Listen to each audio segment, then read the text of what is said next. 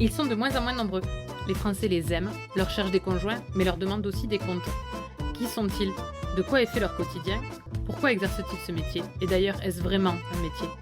Les agriculteurs nous nourrissent, façonnent nos paysages. Pour mieux les comprendre et mieux apprendre à les aimer, on va prendre le petit déjeuner avec eux et essayer de mettre nos pieds dans leurs bottes.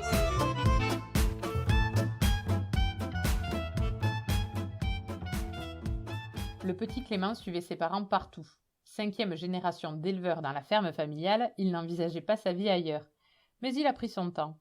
Marié à ses associés sans amour, mais non sans respect, il chérit l'équilibre que leur entreprise a trouvé. Début décembre, nous avons parlé roquefort, travail en famille et transmission. Allez, on essaie ses bottes. Bonjour Clément. Bonjour. Est-ce que tu peux te présenter et nous dire quel agriculteur tu es? Alors, moi c'est Clément Lacombe, j'ai 34 ans. Je suis agriculteur depuis quasiment 10 ans, là, ça va quasiment jour pour jour que je suis sur la ferme et installé depuis presque 9 ans. Je suis donc sur la commune de Millau. Je travaille à Angaec avec mes parents et mon oncle. Et sur la ferme, on a également un salarié à plein temps. Donc ici, il y a des brebis laitières. Millau, c'est le pays du Roquefort, ça ne s'invente pas. On a également un atelier d'agneaux d'engraissement. Voilà pour l'activité. Quel agriculteur je suis? Un agriculteur moderne, je ne sais pas. En fait. Elles sont comment tes bottes? Alors, mes bottes, j'ai pas trop de bottes ici. On a des bottes partagées, mais c'est pas trop. Partagées ou? C'est-à-dire, oui, on a des bottes tous à la même taille. Non, pour tout te dire, enfin, en brebis laitière, on ne met pas des bottes. Moi, j'ai des chaussures de rando, si tu veux, des brodequins. Et je préfère ça pour aller à la bergerie. Et l'été, c'est plutôt tongs, tu vois. Parce que dans la bergerie, même à la salle de traite, on arrive à traire en tongs quand il fait chaud. D'accord. Et mes bottes, c'est pour des temps comme aujourd'hui, si tu travailles dehors, mais on n'aime pas ça. Ouais. D'accord. Est-ce que tu peux me raconter ton enfance? Mon enfance, eh bien, à la ferme, j'habitais sur la ferme à partir de 5 ans. De dire de tous mes oncles et tantes ou familles, apparemment, j'étais destiné certainement à ce métier. Parce que j'étais dès que je pouvais à la bergerie. J'ai une petite sœur qui a 4 ans de moins que moi. Et c'est vrai qu'une partie de l'enfance, c'était moi, j'habite pas sur cette ferme, il y a 2 sites d'exploitation. Et c'est sur le site où il y a les agneaux d'engraissement, et donc c'est ma maman qui s'en occupait. Elle me raconte que quand j'étais petit, elle partait le matin faire le travail, et il y avait des matins où je la rejoignais avant d'aller à l'école. Déjà une passion tôt pour l'agriculture, et puis on manquait de rien, même si on habitait dans une vieille maison toute pourrie, mais on était heureux. Et après, une passion aussi pour le sport et le foot plus particulièrement, qui ne m'a pas passé ça. À 10 ans, il y avait de quoi, Clément? D'être, je pense, agriculteur ou footballeur professionnel, mais bon, c'était quand même un rêve un peu plus. C'était un rêve. Ouais, voilà, c'était un rêve. Et si mes collègues qui jouent avec moi aujourd'hui au foot étaient là ou entendent ça, peut-être qu'ils rigoleront. Ça veut dire quoi pour toi d'avoir grandi dans une famille d'agriculteurs? D'avoir grandi dans une famille d'agriculteurs, qu'est-ce que ça voudrait dire d'avoir grandi ailleurs? Je sais pas, j'ai toujours été fier de ce que faisaient mes parents. J'ai toujours voulu faire ça, mais je me voyais pas faire autre chose. Et par contre, je me voyais pas bâcler vite à l'école et venir de suite faire agriculteur. Je voulais voir autre chose. Après, mes parents, ils ont toujours essayé de vivre comme, je pense, au possible, comme les autres. Il y a toujours des moments où il y a du travail d'astreinte plus que dans notre métier. Et moi, c'est sûr que du moment où j'ai choisi de faire agriculteur, déjà j'ai travaillé ailleurs avant, mais c'était ce que je voulais faire, arriver à vivre comme quelqu'un qui fait un travail classique, qui a ses heures et qui est salarié. D'accord. Est-ce que tu as eu l'impression que de la part de ta famille, tu avais le droit d'envisager un autre métier? Ah oui, tout à fait. Moi, jusqu'au dernier moment, je me suis installé à 26 ans. Et jusqu'au dernier moment, ma mère, qui n'est pas issue du milieu agricole, m'a toujours dit, de toute façon, si tu veux pas faire agriculteur, ça va pas forcer. Et même mon père a toujours été ouvert à ça. Je pense que les agriculteurs qu'on est maintenant, on a quand même le privilège, même si c'est pas un privilège, finalement c'est quelque chose de normal, de choisir ou pas le fait de reprendre la ferme, quoi. Je sais pas, il faudrait demander à mon père ou à mon oncle qui sont passés avant moi. Peut-être qu'ils ne se voyaient pas faire autre chose, mais au fond d'eux, on leur a jamais posé la question, est-ce que vraiment ils ont choisi ce métier-là? Ou est-ce que, voilà, déjà, c'était il y a presque 40 ans, tu faisais ça parce que tu étais un garçon. Et donc, voilà, enfin, moi j'ai été libre de faire ce que je voulais, mais comme je te disais plus tôt, beaucoup de monde aurait finalement pas compris que je me destine pas à ce métier-là, parce que c'est beaucoup de monde, enfin, pas spécialement à la famille agricole, que ce soit des gens qui me connaissent ou ma famille autre qui me voyaient comme ça de tout petit, quoi. Et de la part de tes grands-parents, parce que ton grand-père était agriculteur aussi, est-ce qu'ils avaient quand même l'espoir que tu reprennes, ou ils avaient très très envie que tu reprennes, ou en fait ils s'en fichaient un peu et ils voulaient juste que tu sois heureux Je le sais pas, ils m'ont jamais dit ouvertement si c'était fier ou pas. Et je pense que oui, qu'ils sont... bon, on est deux familles, mon père donc, et mon oncle. Et mes cousins sont plus jeunes, donc peut-être qu'un jour mes cousins nous rejoindront. Mais je pense qu'ils sont quand même fiers, oui, que ça perdure. Et on est aussi à la veille de la croisée des chemins. Mes parents approchent à la retraite, de même peut-être que ça sera plus que familial sur la ferme. Donc, mais, oui, au fond d'eux, je pense qu'ils sont fiers quand même qu'il y ait un des petits-fils qui ait repris la ferme. Ça fait combien de temps que ta famille elle est sur le site d'exploitation? Tu le Alors, sais ou pas? Je sais pas exactement, mais c'est le grand-père à mon grand-père qui a acheté Poqueiras à la fin des années 1800, on va dire. D'accord. Et donc, le père de mon grand-père a été agriculteur ici. Je sais qu'il est décédé tôt, et mon grand-père c'était au moment de la guerre d'Algérie, est revenu ici donc pour s'occuper de la ferme. Et c'était dans les années 60 par là. Et c'est mon grand-père qui a après énormément développé l'exploitation. Donc ça fait plus d'un siècle qu'il y a des... Oui. Ta famille est sur le site, quoi. Ça doit faire, oui, bien, ça a 140 ans par là. Ouais. C'est fou. On ne fera pas autant. Personnellement. Tu sais pas. Tu as dit que tu avais travaillé ailleurs avant, c'était important pour toi? Oui, c'était important. Ma mère me disait tout le temps ça, il te faut connaître d'être salarié, je pense qu'elle avait raison. Et je suis resté proche du milieu agricole, je travaillais en fait dans une concession de machines agricoles, j'étais magasinier et un petit peu mécano, mais du coup ça m'a gardé en fait le lien avec le métier, ça m'a aidé dans mon métier d'aujourd'hui puisque j'ai quelques notions de mécanique. Et donc je voyais les agriculteurs au quotidien, donc voilà. Moi, c'était mon idée, pourtant j'ai fait un BTS agricole, mais production animale, donc j'étais pas destiné à ça. Puis c'est à la suite d'une formation que j'ai trouvé ce boulot-là. Et ça m'a appris déjà le métier d'être salarié, ce que c'était d'avoir un chef en dessus de toi, un directeur, un patron, et des horaires, quoi. Ça t'apprend, on te donne un peu d'autonomie, ça t'apprend un peu à te gérer. Mais voilà, à la fin, on va dire qu'à la fin de la semaine, voilà, t'es tranquille et c'est pas de toi que dépend non plus l'entreprise, quoi. Et puis ça te donne, je pense, ta propre expérience, et quand tu arrives sur l'exploitation, surtout en étant fils ou fille d'agriculteur, voilà, t'arrives, tes associés, ils ont, ça faisait 30 ans que mon père était installé, ma mère un peu moins, et mon oncle une vingtaine d'années, comme voilà, quoi. L'exploitation tournait bien. Si tu veux ouvrir ta gueule, entre guillemets, quoi, donner ton point de vue, parce que c'est bien d'être un peu plus mûr que ce que tu peux être quand tu sors de l'école, quoi. T'as dit que t'avais une sœur, est-ce qu'elle elle envisage ce métier ou pas du tout? Il faut lui demander, mais non, je pense pas. C'est pas que ça y déplaît, mais non, je pense pas qu'elle veuille un jour se reconvertir. Elle a 31 ans. Après, moi, demain, elle viendrait me voir, elle me dirait écoute, j'aimerais bien essayer tout ça. Franchement, je dirais écoute, demain, voilà, on trouve une solution d'être bien salarié sur l'exploitation pour voir si ça te plaît. Ou... Ça me déplairait pas. Mais je pense pas qu'elle l'ait envisagé un jour ou qu'elle l'envisage. À quel moment tu t'es senti agriculteur? À quel moment je me suis senti agriculteur? Le jour où je me suis installé, oui, tu te dis, ça y est, je suis... Tu te rases le matin, tu te dis, c'est bon, je suis agriculteur. Ouais, je me rase pas tous les matins, hein, mais... Ouais, mais guère avant, parce que avant de m'installer, je suis venu un an avant, et le temps de faire mon accompagnement et mes formations avant l'installation. J'avais le statut d'aide familiale, un peu privilégié parce que je participais déjà un peu aux décisions, dans la vie courante de l'exploitation. Et avant cela, quand j'étais salarié, j'aidais pour les coups de bourre, quoi, les agnelages, les ensilages, pour la moisson, voilà. J'aidais quand j'avais du temps de libre, mais je participais pas aux décisions. Et oui, c'est quand je me suis installé que je suis vraiment devenu agriculteur.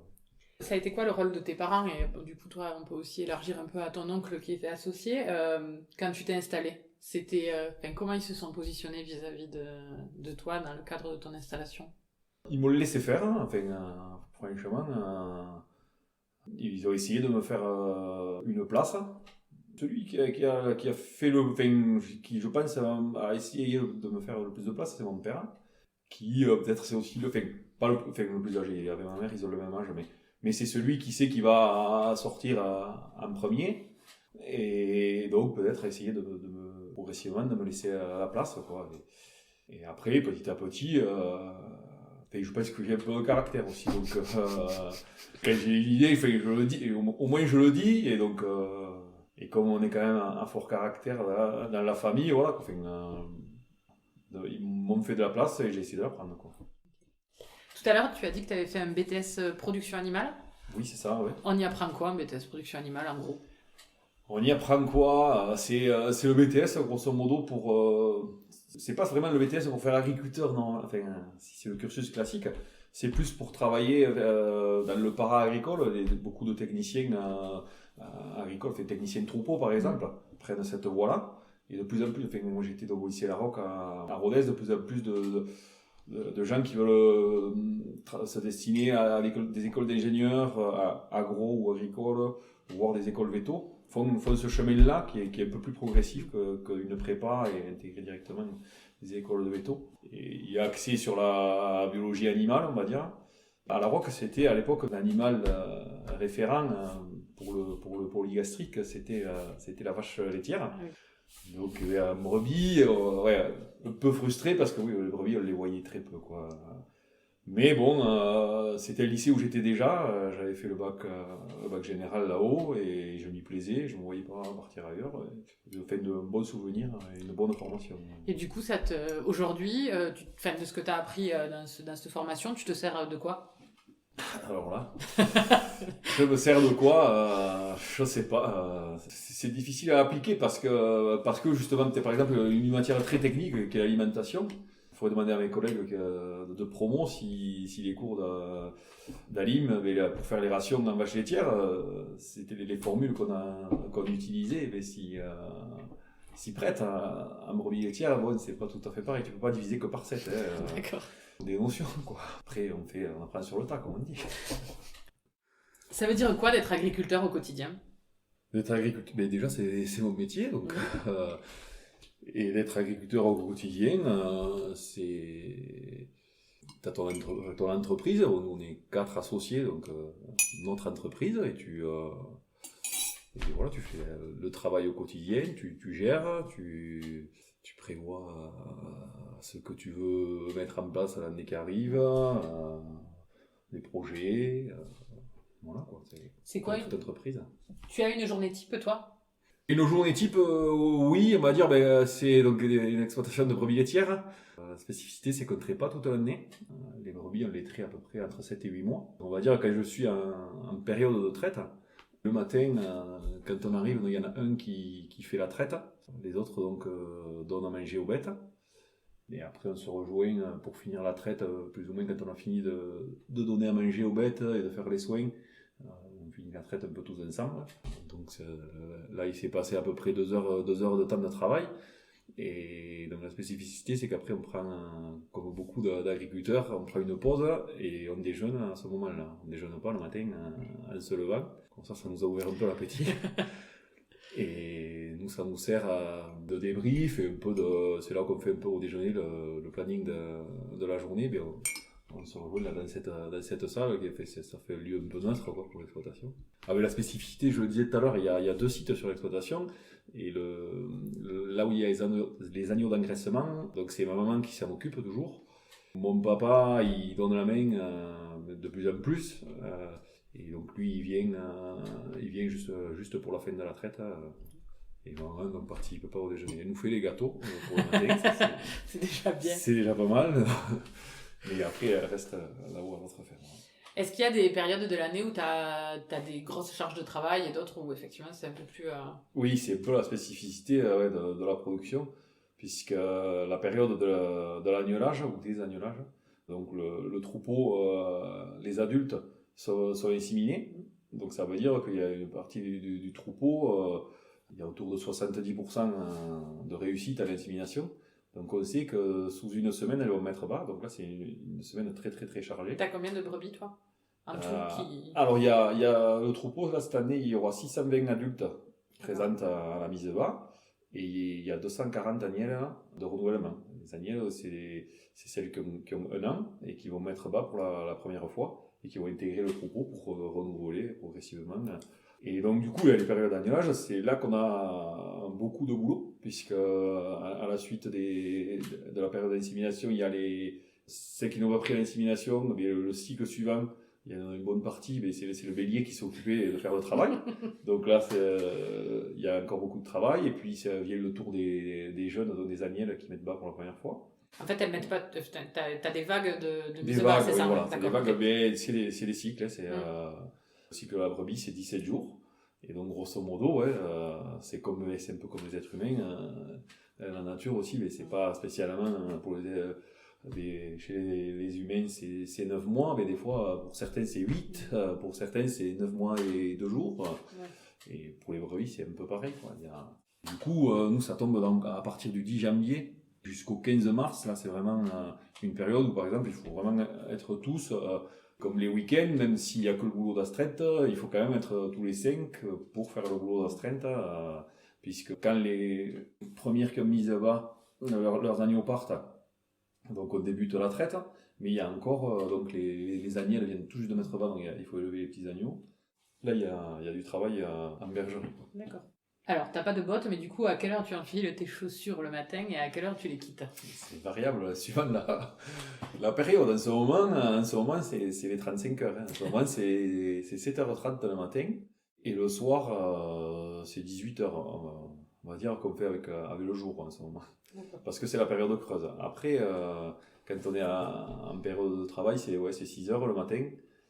Et le soir, on va dire qu'à 19h, on essaye d'être chacun chez soi, on n'aime pas tarder le soir. Et bon, ça peut, les jours d'ensilage, de moisson ou l'été, voilà, c'est plus aléatoire parce que l'été, quand il faut aller rentrer les brebis, même si c'est mon oncle qui habite sur l'exploitation, donc c'est souvent lui qui est préposé à ça, à rentrer les brebis à tomber de la nuit. Mais après, moi, ça m'arrive occasionnellement ou les week-ends où je suis de garde, mais c'est quand même agréable des fois l'été, là, de venir à la tombée de la nuit, faire un tour de quad et rentrer ses brebis, c'est pas mal. Qu'est-ce qui te plaît le plus dans ton métier? Qui me plaît le plus, c'est la diversité, je dirais. On fait beaucoup de choses quand même. Ça, c'est un plus, quoi. Alors, on va dire, ouais, d'être son propre patron, ça, c'est vrai que c'est un avantage. Même si, comme je le disais, on est 4 associés, donc on partage quand même les décisions. Mais voilà, suivant les périodes, le travail, on sait à peu près ce qu'on va faire, mais voilà, tu choisis un peu ce que tu fais, quoi. Et ça, c'est vrai que ça n'a pas de prix, je pense. Tu l'as dit, vous êtes 4. Du coup, quand il y a des décisions importantes à prendre, vous faites comment? Vous votez? Comment vous prenez une décision qui serait importante pour l'exploitation? Non, on vote pas, non. Bon, on essaye quand même de converger, mais des fois on n'a pas les mêmes idées, ça arrive. On essaye de converger vers l'idée la plus utile. Je ne sais pas, si on a 2 projets différents par exemple, 2 investissements différents, mais que bon, tu ne peux pas tout faire la même année. Et bien, s'il y en a un qui pousse pour quelque chose et l'autre pour autre, normalement quand même on est assez intelligent pour se dire celui qui sait que son projet il est peut-être un peu moins pressant, et va dire bon, mais on va attendre un peu, quoi. Ouais, après c'est du consensus. De toute façon, un GAEC, qu'il soit familial d'ailleurs ou entre tiers, je pense que c'est du consensus aussi, quoi. Parce qu'il faut, tu peux pas toujours avoir raison ou avoir gain de cause. Il faut. Et du coup, tout à l'heure, tu as dit que vous aviez un fort caractère. Est-ce que ça arrive que ce soit un peu... Bon, ça arrive que ça frite, mais bon, pas... Enfin, c'est quand même... Il faut une bonne engueulade, ça peut arriver, ouais. Mais bon, après, qui c'est qui s'engueule pas, quoi, non? C'est comme un couple, hein. Voilà, Parce que vous êtes 4. Ça fait 4. Ça fait un gros couple. Non, mais c'est la vérité. Il m'arrive d'aller rencontrer des jeunes qui vont débuter dans le métier et leur poser des questions, les aider sur leurs projets. Et ceux qui s'installent à GAEC, je leur dis à chaque fois, quoi. Un GAEC, c'est un mariage. Et donc, comme tout mariage, il peut y avoir des divorces. Mais l'important, quoi, c'est pour que ça se passe bien, c'est qu'il faut que les choses soient claires au début pour que ça se passe bien. Parce que pour un mariage, c'est pareil. Quand tu te mets avec quelqu'un, t'as un objectif personnel. Dans le GAEC, chaque associé a son objectif personnel. Et le GAEC a un objectif commun. Et l'idée, c'est que voilà, chacun converge pour remplir ses objectifs personnels. Et tout en accomplissant l'objectif du GAEC. Et quand tu réussis ça, normalement, ça roule. Alors des fois, c'est facile à dire. Et ça peut être des fois pas évident. Quoi. C'est quoi la dernière grosse décision que vous avez eu à prendre ? Dernière grosse décision, on est en train d'acter là, le départ en retraite de mes parents, à peu près de 3 ans je crois. Ça y est, on l'a acté, on va dire. Même si la décision elle est pas prise, j'ai envie de dire, c'est la chose qui va arriver. Quoi. Après, grosse décision, depuis quelques années, on va dire que ça roule quand même pas mal, donc je vois pas non. Toi, tu es un salarié, tu es devenu employeur, du coup, à quel âge ?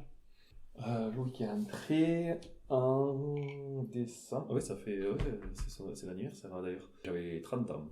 Et du coup, ça fait quoi de devenir employeur ? Enfin, un patron ? Il te faut gérer ton salarié. Ouais. C'est un peu moi qui fais l'administratif. C'est beaucoup moi qui fais l'administratif sur le GAEC. Et donc, ouais, la gestion du salarié, c'est un peu moi qui m'en occupe, du moins du point de vue administratif. Tu as quand même une responsabilité. Après, c'est un salarié qu'on connaissait, c'était un ami en fait, qui était déjà salarié agricole et voilà, qui sachant qu'on cherchait quelqu'un, s'est proposé. Donc il n'y a pas eu en fait de connaissance ou à faire connaissance à proprement parler. Il y a eu quand même à faire connaissance du travail, quoi. Ouais, c'est un rôle important parce que je pense que tu as quand même un sacré un rôle de conseil parce que et lui, même si ça faisait 4 ans, je crois qu'il était dans le métier, et comme il dit, j'ai toujours à apprendre. On avait aussi peut-être des façons différentes de fonctionner de son ancien employeur. Et voilà, après, l'avenir nous le dira, mais on aimerait peut-être qu'un jour il s'associe avec nous. Et donc, c'était un objectif que lui aussi avait en arrivant.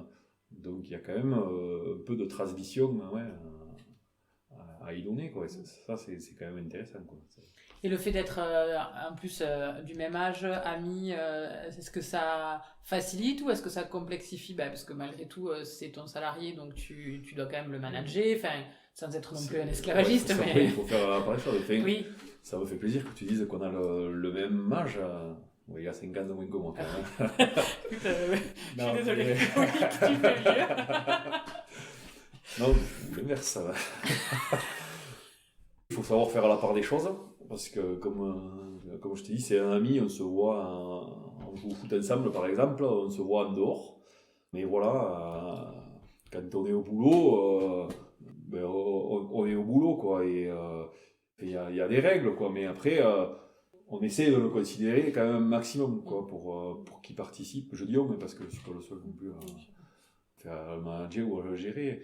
On veut qu'il participe, qu'il se sente impliqué, donc on y donne aussi des responsabilités. Le matin, c'est lui qui fait la traite, par exemple.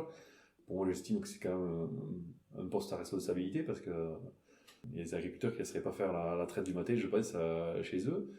Voilà, quoi. Il faut arriver à considérer son salarié, si on veut le conserver, parce que je pense que tout le monde recherche des personnes, il y a un manque de main-d'œuvre dans le métier. Salarié, on en cherche, et voilà, moi j'estime qu'il est compétent, et si la personne est compétente, il faut, je pense, être reconnaissant avec lui. Oui, être reconnaissant, oui, il y a une question de salaire, mais ça ne fait pas tout, quoi. Il y a une question du métier au quotidien, quoi. Si tu passes le balai toute la journée. Est-ce qu'il prend le petit déjeuner avec vous ? Oui. Le comptage des heures est, on va dire, approximatif.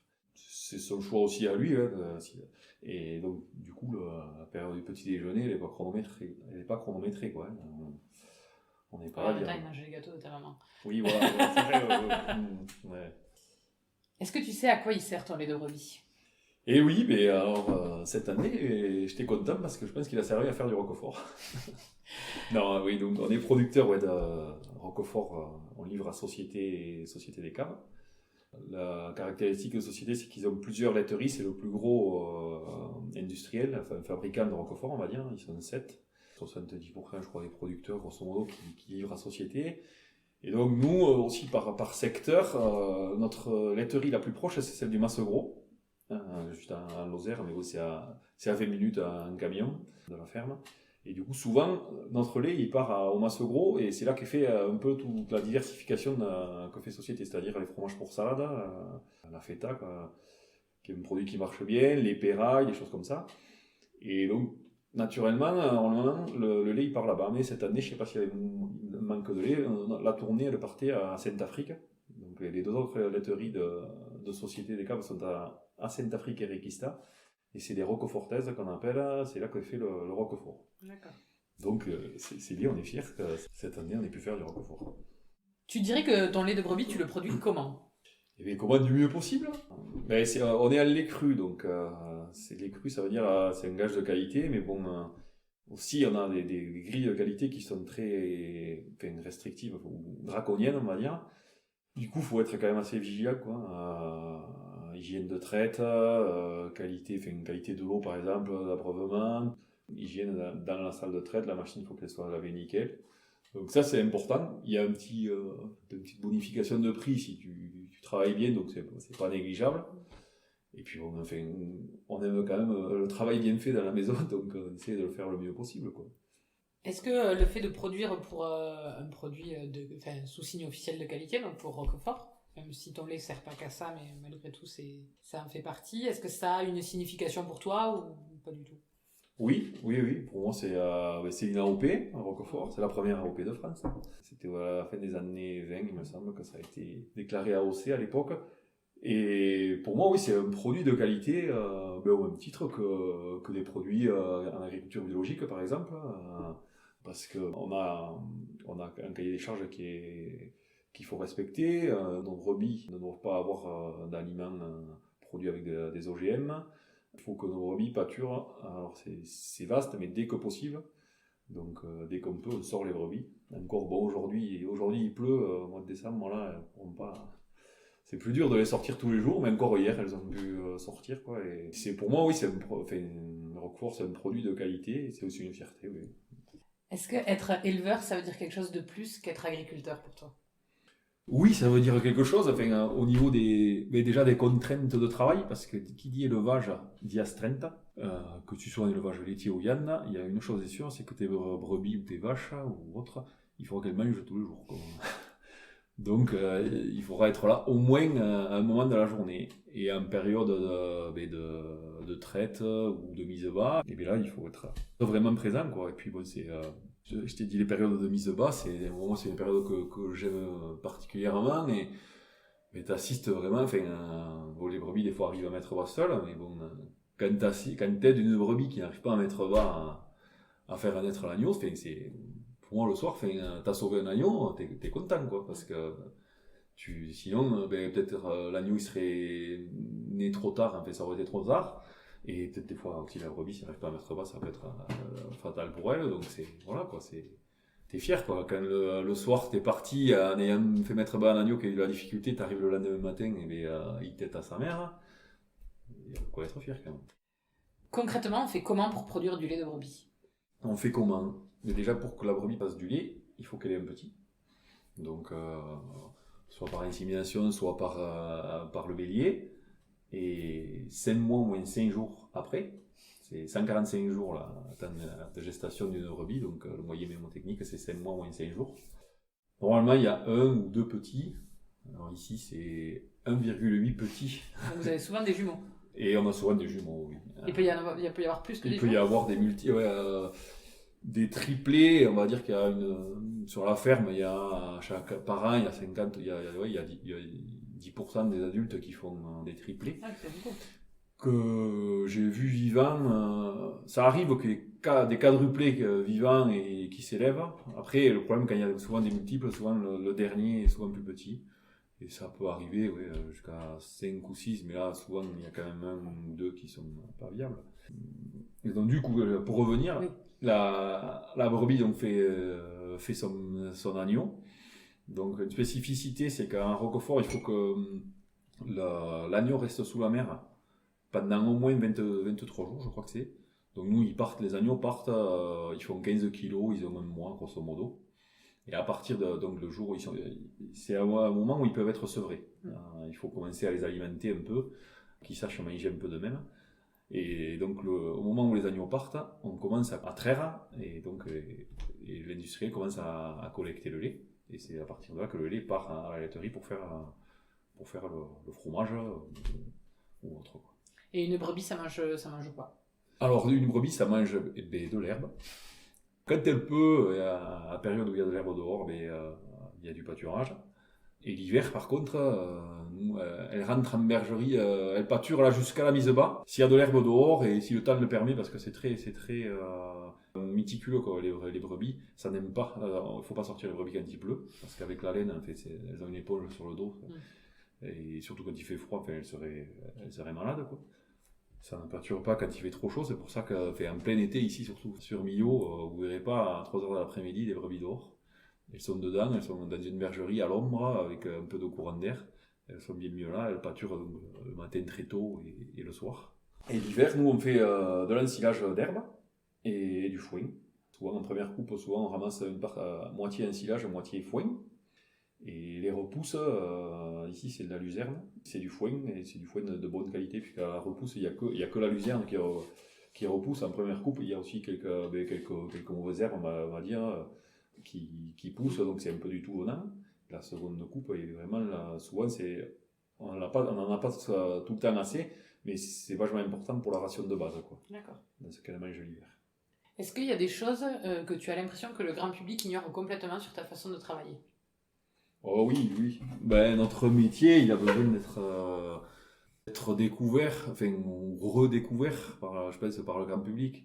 C'est arrivé ici il y a 5 ans, on avait fait une opération avec d'autres agriculteurs, on avait fait une ferme ouverte sur un dimanche, où on avait fait organiser avec les jeunes agriculteurs du coin un repas, et on avait montré la traite, essayer de montrer le quotidien d'une exploitation, et les gens même des citadins de Millau, si je puis dire, c'est pas une grande ville, Millau, qui redécouvraient un peu le métier, quoi, et leur montrer que à la machine à traire, la ration est distribuée c'est un ordinateur qui gère, et on peut personnaliser la ration qui tombe quand la brebis vient à la machine à traire. Ça, tout le monde ne le sait pas, que quand tu vas dans tes champs, tu fais tes semis, et pour pas recroiser et mettre trop de semences au même endroit, sur ton tracteur, tu peux programmer le GPS et faire des bandes parallèles.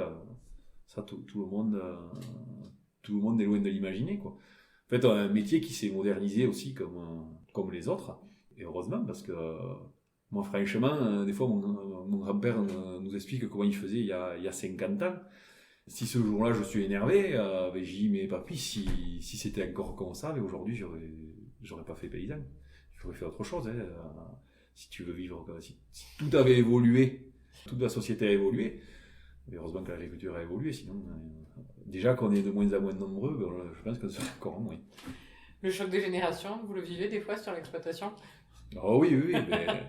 Moi, j'ai la chance d'avoir des grands-parents qui sont en bonne santé. J'ai 50 ans d'écart avec mes grands-parents, tout pile, et 25 avec mes parents. Au moins, c'est facile. Et mon grand-père, donc, même s'il travaille plus sur l'exploitation, ça fait 24 ans qu'il est à la retraite,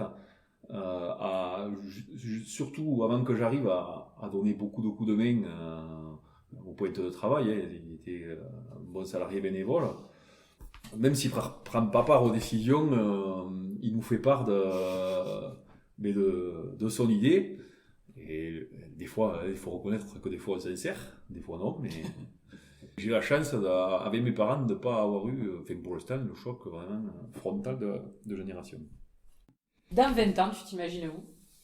Alors dans 20 ans, j'aurai 54 ans. Ouais, j'espère quand même sur la ferme encore. Je me vois pas me reconvertir, me dire ce métier ça me plaît et tout, mais par contre moi je voudrais céder avant la fin de ma carrière. Donc, j'espère finir ma carrière sur l'exploitation et dans 20 ans, voilà, ben c'est sûr qu'à 54 ans on sera à 10 ans, peut-être ça sera 15 ans de la retraite.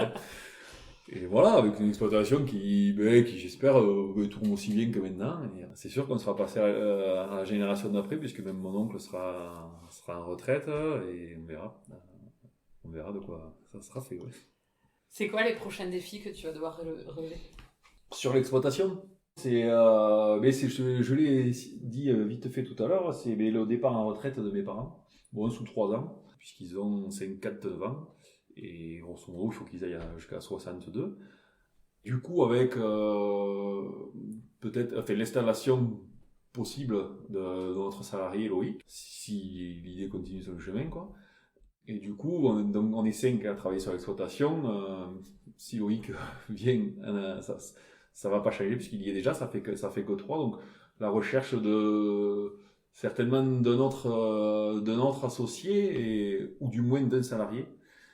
Et après, je le disais tout à l'heure, j'ai un cousin qui a 19 ans, qui fait un BTS agricole, qui ne sait pas encore si l'exploitation peut l'intéresser, mais il ne sait pas encore. Donc, on va dire que lui, ça va y laisser le temps que mes parents partent à la retraite, ça va lui laisser le temps déjà de finir ses études ou de continuer, de mûrir un peu. Et moi, j'ai pas envie qu'il se presse non plus. S'il n'y a pas besoin vital, je préfère que s'il veut aller travailler ailleurs, tout ça, mais qu'il a le coin d'idée de s'installer, qu'il fasse un peu. Et nous, je pense qu'il faudra, voilà, au moins embaucher un salarié. Et le but, c'est pas de réduire les ateliers ou la charge de travail. L'exploitation aussi, elle a un équilibre. On arrive à se dégager du temps de libre. Si on reste qu'à 3, c'est aussi bancal, et donc pour se remplacer pour les astreintes, ça sera peut-être moins commode. Tu aimerais garder l'équilibre que vous avez aujourd'hui, quoi. Oui, voilà. Si tout était possible, tu changerais quoi sur ta ferme? Si tout était possible, on est en zone quand même, donc caillouteuse et montagneuse, avec beaucoup de pentes. Il y a des fois, on aurait un peu moins de surface à travailler avec un peu plus de terre, un peu moins de cailloux. Alors, et un peu plus plate, ça serait le paradis. Ouais. Mais bon, on ne peut pas tout avoir. Ok. On peut te souhaiter quoi là pour la suite? Pour la suite, sur l'exploitation, on arrive à relever le défi de la transmission, puisque on y est, ça fera 10 ou 11 ans après une installation, une transmission. Même si c'est pas moi qui vais transmettre, on va peut-être en partie me transmettre, là, c'est des choses qui vont, puisqu'avec cessation d'activité, il peut y avoir, c'est les périodes où souvent on se font les arrangements de famille, on est en train de commencer ce travail-là, et donc de réussir ce défi-là, et de garder l'équilibre qu'il y a sur l'exploitation, avec, je pense, pour la première fois, dans le GAEC, un associé hors cadre, même si ma mère, donc, bon, elle n'était pas hors cadre, mais elle n'était pas issue du milieu, elle s'est installée. Puis il y avait eu aussi ma tante, la femme de mon oncle, qui a été installée, qui est décédée depuis. C'est quoi ta relation au temps libre? Ma relation au temps libre, j'aime avoir du temps de libre déjà. Ça, c'est une spécificité, je pense, qui ne date pas d'aujourd'hui. J'aime bien, je pratique le foot. Mon père et mon oncle adorent le foot et ont pratiqué le foot jusqu'au possible. Et très tôt, quoi. Et du coup, ça a permis, je pense, d'imposer assez tôt que, bon, à l'époque, c'était le dimanche, les matchs de foot. Le dimanche, on ne travaille pas, on va jouer au foot et on fera la traite après, quoi. Et ça, je pense qu'ils étaient un peu en avance aussi sur leur temps, et d'arriver à se libérer du temps de libre pour soi.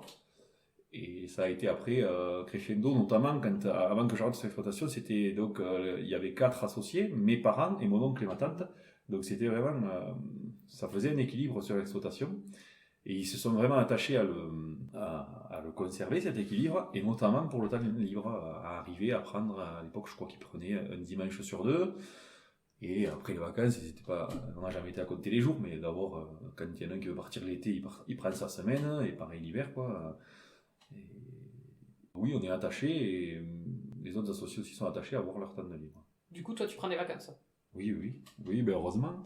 Après, moi, je ne l'ai pas dit, mais j'ai ma compagne qui est coiffeuse, donc qui est salariée, et bon, maintenant on a un petit garçon qui a 1 an et demi, donc ma compagne, elle a ses 5 semaines de congé, et enfin, je pense qu'elle aurait du mal à comprendre que je ne parte pas en vacances, et moi aussi d'ailleurs, j'ai toujours pris.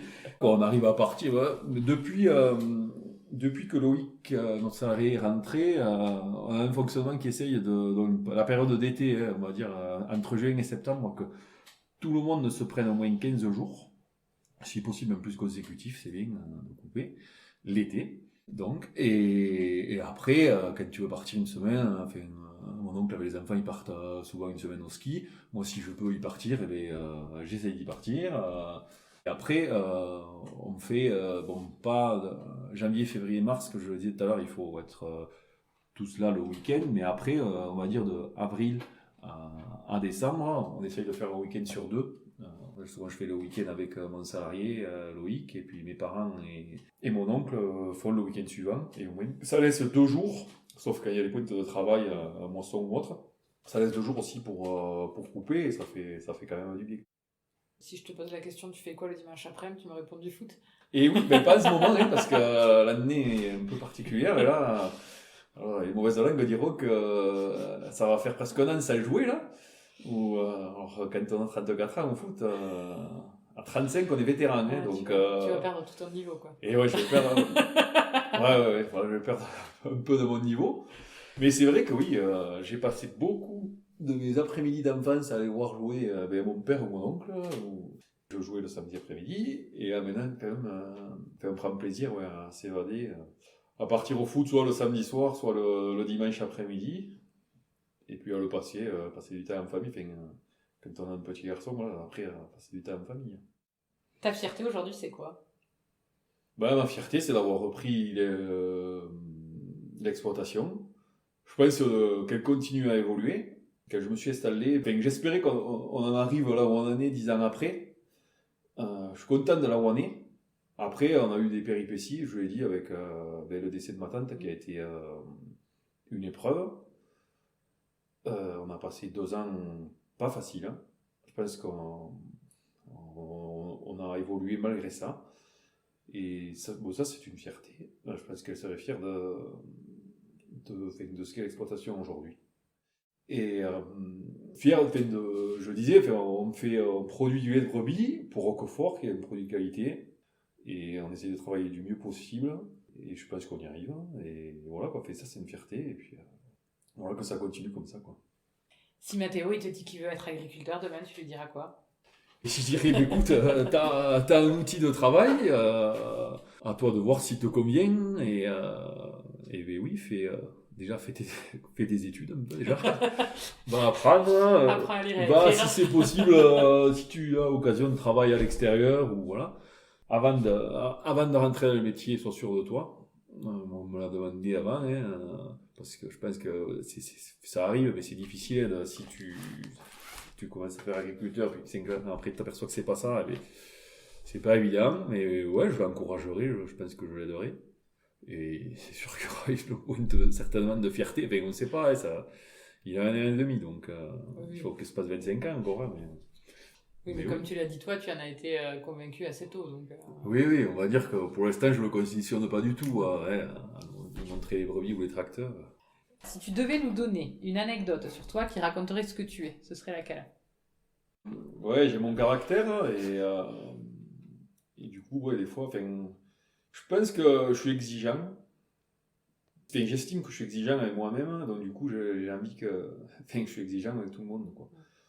Et des fois, je suis pas toujours diplomate, ça c'est sûr.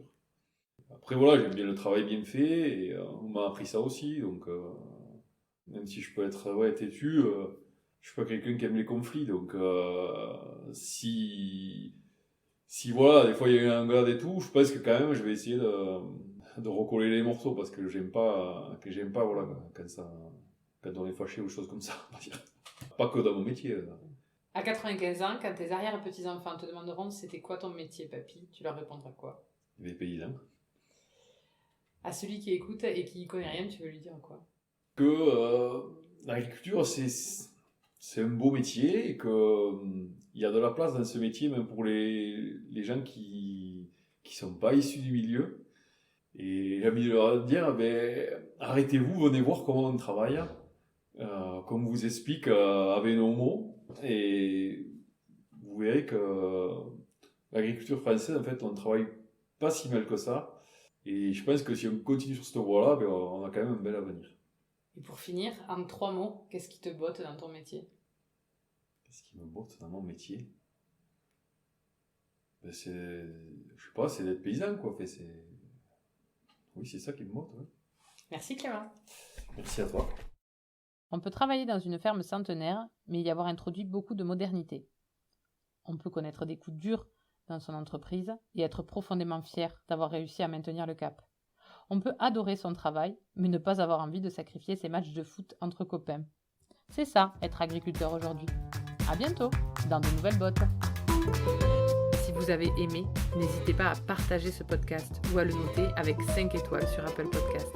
Laissez-nous un petit like ou un commentaire, nous serons infiniment heureux de vous lire. À bientôt, dans de nouvelles bottes.